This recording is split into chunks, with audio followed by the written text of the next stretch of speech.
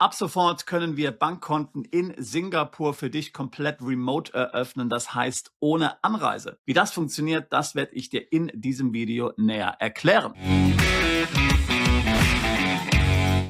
Viele schauen sich momentan nach sicheren Bankkontooptionen um. Am besten Bankkonten außerhalb des Euroraums, am besten Bankkonten außerhalb der EU und natürlich auch des EWR. Das hat verschiedene Gründe, unter anderem zum Beispiel das zentrale Kontenregister, das demnächst in der EU eingeführt wird, das bereits beschlossen ist. Man rechnet dort zwischen 2027 und 2029 damit. Das heißt, dass dann alle EU-Ermittlungsbehörden Zugriff auf alle EU-Konten haben, auf eine Weise zum Beispiel, wie das deutsche Finanzamt momentan Zugriff auf deutsche Konten hat. Das heißt, man kann dann dort auf Knopfdruck gezielt die Historie, die Transaktionen der letzten 5 Jahre sehen. Das deutsche Finanzamt zum Beispiel kann dann auf alle Konten in der EU schauen.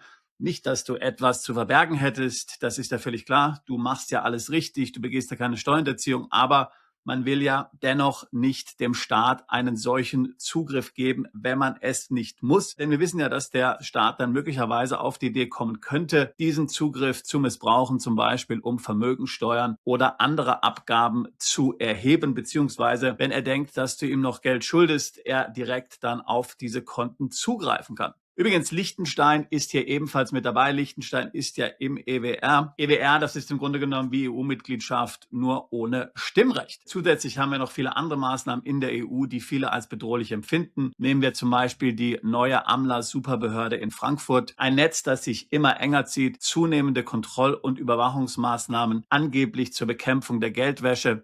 Wir denken an Bargeldbeschränkungen, Bargeldverbote, Transparenzregister. Manche spekulieren zum Beispiel auch über Vermögensregister. Also, dass man Vermögen außerhalb der EU hat, vom Zugriff der EU letztlich geschützt, das scheint für viele gesunder Menschenverstand zu sein. Wie gesagt, es geht nicht darum, Steuern nicht zu bezahlen. Wenn man natürlich auf Konten Erträge verbuchen kann, wie zum Beispiel Zinsen, muss man diese natürlich in der Steuererklärung angeben. Das ist ja völlig klar. Also es geht nicht darum, Steuern nicht zu bezahlen. Es geht hier nur um einen Sichtschutz, weil wir eben wissen, dass der Staat den Zugriff auf diese Konten irgendwann zu seinen Zwecken missbrauchen wird. Viele glauben sogar, diese Zugriffe wurden deshalb eingerichtet, damit der Staat mal schauen kann, wer eigentlich wo Vermögen genau geparkt hat, damit man dann dort bei Bedarf reingrätschen kann, ähnlich wie wir es ja auch bei der neuen Grundsteuer vermutet haben. Einer der sichersten Bankenplätze, der weit weg ist, ist diesbezüglich Singapur. Singapur ist sicherlich als Finanzplatz ebenso gut wie die Schweiz, aber eben viel weiter weg als die Schweiz. Die Schweiz hängt ja auch sehr eng schon mit der EU hier zusammen und die Schweiz ist für viele ja auch schon viel zu nah dran. Deswegen ist für viele Singapur schon eine sehr attraktive Alternative. Bisher ist das Problem gewesen, dass du in Singapur, um dort ein Konto zu eröffnen, was ohne weiteres möglich war, auch schon heute, immer nach Singapur reisen musstest, was natürlich ein erheblicher Aufwand ist, insbesondere vor dem Hintergrund der aktuellen Krisen, wo ja viele Flüge dann auch über Dubai und Doha zum Beispiel verbunden wurden. Du weißt ja wahrscheinlich, wenn du diesem Kanal schon länger folgst, dass wir ein Büro in Davao City haben. Davao City ist eine Stadt im südlichen Teil der Philippinen. Ich bin da schon seit bald 20 Jahren geschäftlich aktiv. Dort haben wir ein Team. Ich habe dort ja auch schon mehrere Videos gepostet mit unserem Büroleiter Tim. Und über dieses Büro in Davao sind wir schon lange eigentlich in der Lage, Konten in Singapur zu eröffnen oder auch natürlich in Hongkong. Bisher war es aber immer so, dass der Mandant auch nach Singapur dann anreisen musste, auch wenn wir die Kontoeröffnung natürlich schon perfekt davor vorbereiten konnten. Also wir hatten nicht den Fall zum Beispiel, dass der Mandant dort angereist ist und dann wurde ihm gesagt, er kann kein Konto eröffnen. Die ganzen Unterlagen wurden schon im Vorfeld aufbereitet, sodass er dann letztlich nur noch zur Unterschrift hingefahren ist. Aber eben, er musste dennoch dorthin fahren. So, und jetzt habe ich die guten Nachrichten. Das geht jetzt auch ohne, bei mindestens einer, wahrscheinlich auch 2 der führenden Banken in Singapur. Ich rede also nicht von irgendwelchen Fintechs, ich rede nicht von irgendwelchen Startups. Ich rede von den großen, führenden, international bekannten Banken. In Singapur sind wir nun in der Lage, das Ganze komplett remote zu machen. Die Identifikation erfolgt hier über einen Videocall mit der Bank. Das heißt also,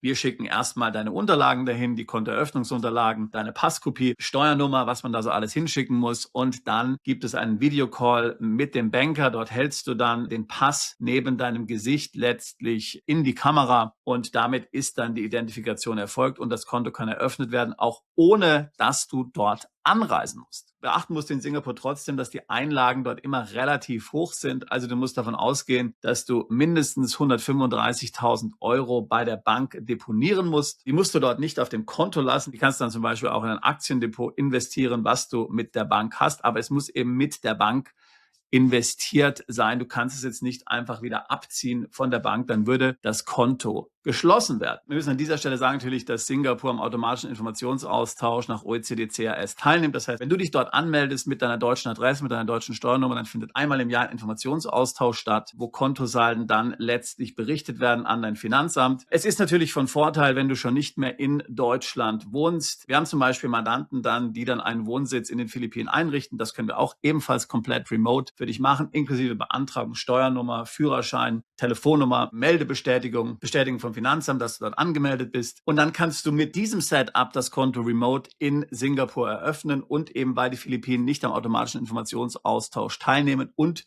weil dieser Austausch OECD-CRS nicht auf der Staatsbürgerschaft basiert, sondern eben auf der Ansässigkeit, findet dann für dein Konto kein Informationsaustausch statt. Wir bieten beides an. Ich packe Links zu beiden Dienstleistungen in die Beschreibung dieses Videos. Bei dem Paket zu dem Wohnsitz-Setup in den Philippinen kannst du dann auch das Konto in Singapur als Option auswählen. Ich muss dir an dieser Stelle gleich sagen, dass wir die Preise für diese Singapur-Kontoeröffnung demnächst erhöhen werden. Also wenn du jetzt noch zu den aktuellen Preisen von dieser Dienstleistung profitieren willst, dann würde ich dir raten, jetzt relativ schnell auf unserer Webseite diese Dienstleistung zu bestellen. An dieser Stelle sollte noch hinzugefügt werden, dass das natürlich komplett legal ist. Du darfst das machen, du darfst Konto im Ausland eröffnen. Es gibt auch keine Meldepflicht. Du musst also nicht dem Finanzamt melden, dass du das Konto im Ausland hast. Kommen dort Erträge drauf, die in Deutschland steuerpflichtig sind, musst natürlich in der Steuererklärung angeben. Das ist ja völlig klar. Auch wenn du dann Geld überweist auf dein Konto in Singapur, musst du ebenfalls keine Meldung machen. Die Meldung im Außenwirtschaftsverkehr ist ja nur notwendig, wenn du an Dritte überweist. Wenn du auf dein eigenes Konto überweist, ist keine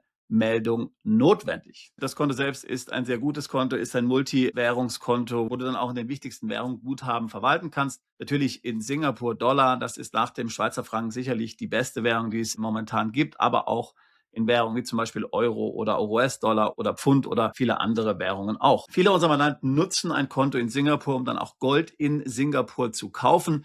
Du kannst dich erinnern, wir haben ja dazu schon mehrere Videos gemacht mit dem Anbieter Silver Bullion zum Beispiel, der von Gregor Gregersen, auch einem Deutschen, gegründet wurde. Ein sehr imposantes Unternehmen in Singapur. Die haben ja dieses riesige Goldlager, das kannst du auch besuchen, wenn du willst. Das heißt, die Mandanten überweisen das Geld zunächst mal auf ein Konto in Singapur und kaufen damit dann Gold. Das ist jetzt nicht zwingend notwendig, du kannst auch Gold direkt kaufen mit deinem deutschen Konto. Du kannst einfach von deinem deutschen Konto dorthin Geld überweisen, aber es geht eben immer um dieses Thema Sichtschutz, was ich ja gerade eben gesagt habe. Und da tut man eben, was man kann, um einen entsprechenden Sichtschutz im Rahmen der legal gegebenen Möglichkeiten auch einzurichten. Also, wenn dich das interessiert, wenn du auch ein Konto in Singapur aufmachen möchtest, alle Links dazu in der Beschreibung dieses Videos. Wie gesagt, wir werden die Preise demnächst dafür signifikant erhöhen. Wir eröffnen auch viele andere Konten für Mandanten. Ich hatte ja Hongkong schon erwähnt, aber eben auch in Serbien, in Georgien, Nordmazedonien, Dubai, USA. Alle Details dazu auf unserer Webseite. Link dazu packe ich ebenfalls in die Beschreibung dieses Videos mit hinein. Und wenn du dich mit dem Thema Auswandern, Plan B, Vermögenssicherung im Ausland beschäftigst, dann würde ich mich freuen, mit dir ein Beratungsgespräch zu führen. Ebenfalls der Link zu dem Beratungsgespräch in